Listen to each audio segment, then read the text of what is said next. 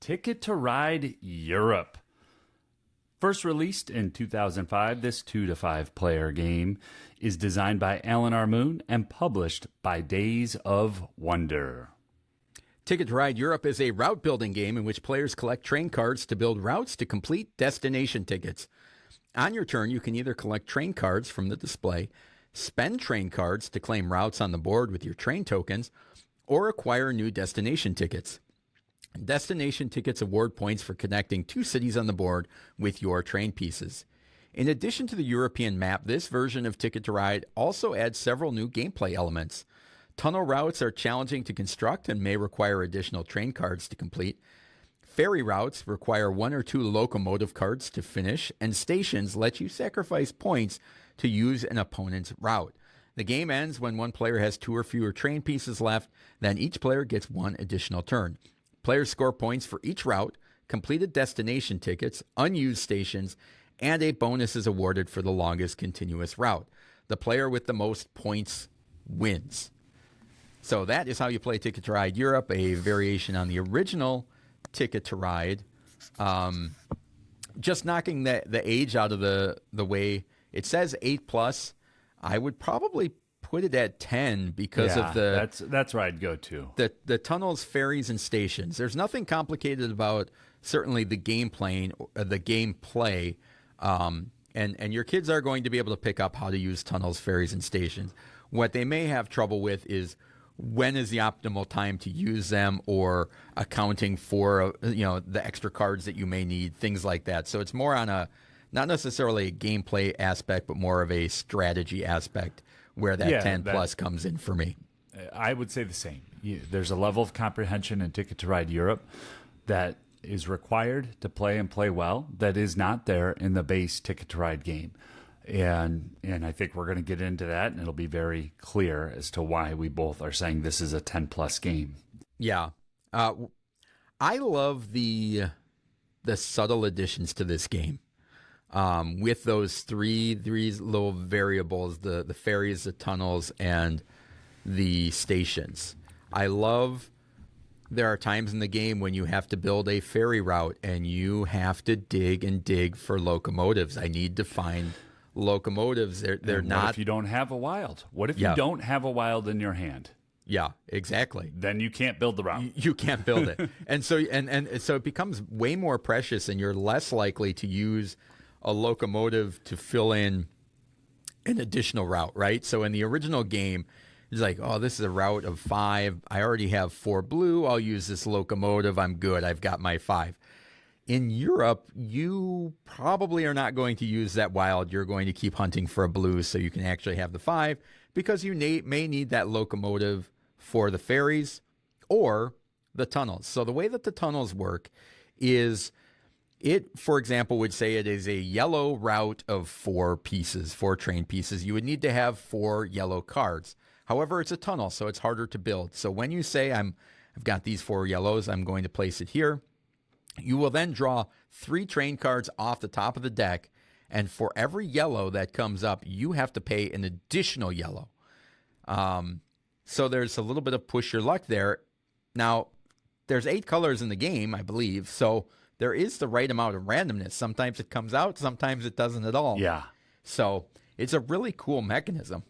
Yeah, I want to jump in on there for 1 minute, Doug. So I've played a lot of Ticket to Ride, more than 100 games easily. I played it 2 very different times in my life. One when the game first came out, and I was a new married man, and we played a lot of Ticket to Ride with friends and as a married couple. And then the other time was during the global lockdown of 2020. I was playing Ticket to Ride with people all across the world, and I was made painfully aware of the blocking strategy in base Ticket to Ride, in which you accumulate a ton of cards, you pick out a few bottlenecks early on, and you get those routes down, and then you just destroy everybody else's route. And I'm not going to name the nation, which I hesitated to play with people from this country because they would implement this blocking strategy. That Nashville hub is rough. No, yeah. And if the table doesn't recognize it, especially early on, and if that strategy is executed, that person's going to finish in the top two. They might not always win, but in a 4-player game, they're going to finish in the top two. And in Ticket to Ride Europe, I felt like the tunnels with the push your luck can have the same type of feeling if that tunnel doesn't go your way. There was a time where Doug, we played recently, Doug was trying to get a tunnel, and I'm playing at his house, and we play a lot of games together, and he didn't get the tunnel. And part of the instinct to me was like, well, I'm going to play the cards down, but I didn't want Doug to have that table flipping type moment. But the other people at the table can jump onto it. Oh, you didn't get it? You did. Well, I'm going to go ahead and get it. That's an important route for you. I'm going to go ahead and get it. But then that's mitigated with the other mechanic that's in there. Yeah. So there's not the same type of blocking strategy that somebody can implement to success in Ticket to Ride Europe, I don't think, because of the stations. Yeah. You can, okay, fine. You got that tunnel. Congrats to you. You get those points. I'm going to put one of my stations down here. And so being very strategic about choosing your station so that you could connect your routes is something that I really enjoy about Europe. Haven't played it as much as base Ticket to Ride, but going forward on BGA and in real life, this will be my Ticket to Ride of choice. Because I love those aspects that it adds, both the tunnels and the stations. Yeah, well, and the stations, if you don't use them, give you 4 points at the end of the game, which is great. I mean, it's 12 extra points if you don't use any. However, if a station, you give up 4 points to keep you from getting 10 negative points because you can't fulfill a destination ticket, then that... Suddenly I just went plus 16. Yeah, so it's a good tug of war there of how important that is. And sometimes if you're drawing tickets late in the game, that station might come in handy. It's like, ooh, I'm very close to this one. I'll put a station down there. Or I could make this, because you have to keep one, right? You can draw 3, but you have to keep one. And sometimes you draw 3 and you're like, I have no chance of completing any of these. But there might be one in there where you're like, well, if I just put down a station, I can complete this and just do this extra little route over here. So it's a really unique situation. If you're watching the video, the images that we're showing are from the 15th anniversary edition, which has a bigger board. It has a couple of different destination ticket configurations that you can use. It includes the 1912 expansion. So there's some variation there, and it comes with really fancy little train tokens as opposed to just the straight colored plastic. It's a great addition. If you love Ticket to Ride, I recommend seeking that out if that's something that is of value to you. I really enjoy the production on that. So, Doug, we are 239 episodes in. I'm Ron Burgundy. And this is likely our 5th or 6th Ticket to Ride game that we've covered in depth. I haven't done the actual math or research on that. Bad moments in podcast hosting. Where do you think this game fits best?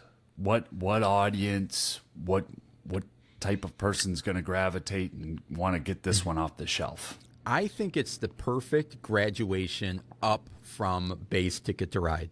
So if you love Ticket to Ride and you've worn it out and you're looking for a little bit more, or you feel like your family has kind of graduated from Ticket to Ride, you're like, I just want a little bit more. The tunnels and ferries and stations add that little bit more to just go up. It's if it's a 2.0, Europe makes it a 2.5. So it doesn't become from crippling. The complexity rate. Yeah, it doesn't become crippling, but it is a next level up. And I think if your family's been gaming for a while, it's a great step up for that. And I think it's inverse. It's for a game night. I think it's kind of a great step down. If you're playing a lot of 3.5s and 3s, yes, it's like, that's where I was going. I want something I want something that's a little bit easier on my brain, but still has some depth. Great in that respect as well. And I want it to be done in 75 minutes for the 4 of us. Yeah, I mean, exactly. There it is. I think for me, this is a very dangerous game. This is, I enjoyed peanut butter as a child. I don't have an allergy. I ate peanut butter sandwiches. I put peanut butter on pancakes and waffles. And then as a young adult, when I found Reese's Pieces, they're dangerous. Reese's Pieces for me, especially approaching Halloween. Tough, really, really tough to walk by and not open up 3 to 17 packs. I love Ticket to Ride. When I played Ticket to Ride Europe for the first time, I found myself understanding the Ticket to Ride completionists at a level that I never have before. I've judged people. I've judged you for the amount of Ticket to Ride that you own. Yeah. And I was like, oh, there's a lot of Alan Harmoon, beautiful Ticket to Ride out there. I gotta play it all. It was What does a this map Pokemon do? moment. What does that add? Yeah, what mechanics added here? I really want to try Pennsylvania now. I must play the UK version in the next month and get caught up and make a comparison. Maybe we can cover it. So it was just a wonderful, wonderful surprise for me. Really, really enjoyed it. Yeah, same. It's a great version of a classic game with just the right amount of wrinkles to make it fresh and exciting and add new character to it. So that is Ticket to Ride Europe from Days of Wonder.